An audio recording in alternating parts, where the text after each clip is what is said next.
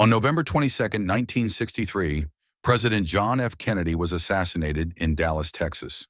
Within hours of his death, a gun was discovered in a nearby building, and Lee Harvey Oswald was arrested as the prime suspect. Oswald denied the charges, claiming that he was a patsy and that he had been framed. "I didn't shoot anybody," he insisted, arguing that someone had set him up. However, when the Dallas police examined his belongings, they found two photos of Oswald posing in his backyard, holding the gun that was allegedly used to kill the president.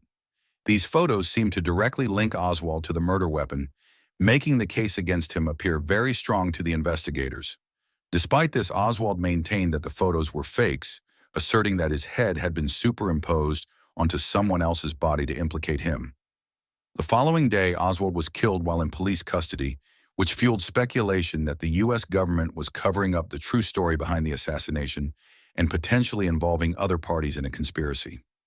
One of the most discussed images from this period is the backyard photo of Oswald, which appeared on the cover of Life magazine in February 1964.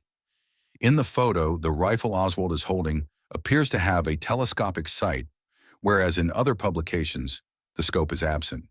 This discrepancy was explained as a result of retouching the photo before printing, but it further fueled public skepticism about the photo's authenticity.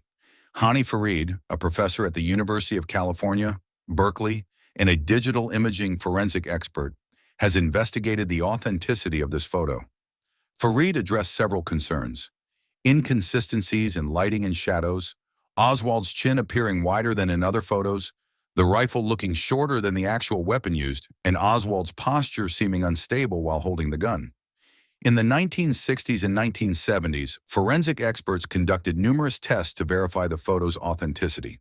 They examined the photo under different exposures to look for signs of tampering, compared the dimensions of the rifle in the photo with the actual weapon, and analyzed the photo taken with Oswald's seized camera.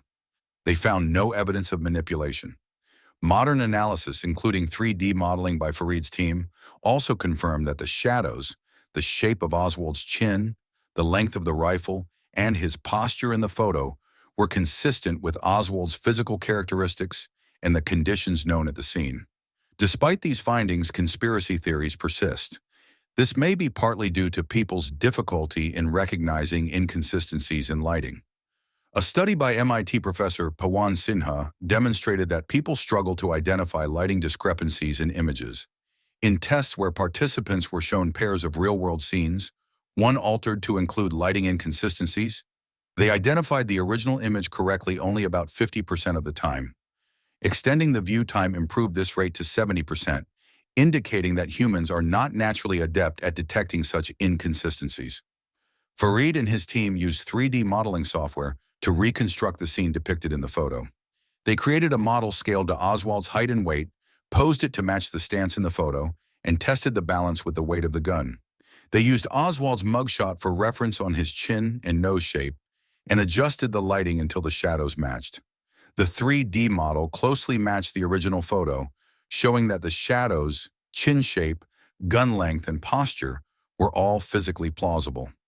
In conclusion, while some people may continue to doubt the photo's authenticity, the simplest explanation often proves to be the strongest.